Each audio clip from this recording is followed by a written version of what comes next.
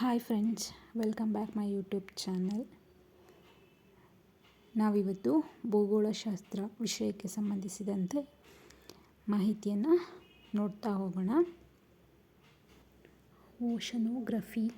ಓಷನೋಗ್ರಫಿಯು ಭೂ ವಿಜ್ಞಾನದ ಶಾಖೆಯಾಗಿದ್ದು, ಇದು ಸಾಗರಗಳ ಬಗ್ಗೆ ಅಧ್ಯಯನ ಮಾಡುತ್ತಿದ್ದು, ಇದರಲ್ಲಿ ಸಾಗರದ ಜೀವಿಗಳು, ಜೀವವ್ಯವಸ್ಥೆ, ಸಮುದ್ರದ ಅಲೆಗಳು ಇತ್ಯಾದಿ ವಿಷಯಗಳನ್ನು ಅಧ್ಯಯನ ಮಾಡುತ್ತಾರೆ. ಮುಂದಿನದ್ದು ಲಿಮ್ನೋಲಜಿ.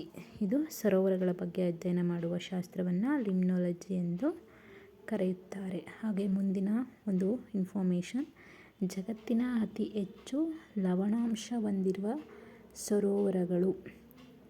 ವಾನ್ ಸರೋವರ ಇದು ಟರ್ಕಿಯಲ್ಲಿರುವಂಥದ್ದು. ಗ್ರೇಟ್ ಸಾಲ್ಟ್ ಲೇಕ್ ಇದು USA ಯಲ್ಲಿರುವಂಥದ್ದು.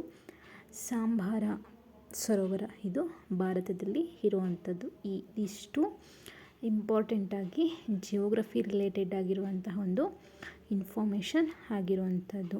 ಅರ್ಥ ಆಯಿತಾ? ಅಂದರೆ ನಾವು ಸರೋವರಗಳ ರಿಲೇಟೆಡ್ ಆಗಿ ಇರುವಂಥ ಮಾಹಿತಿ.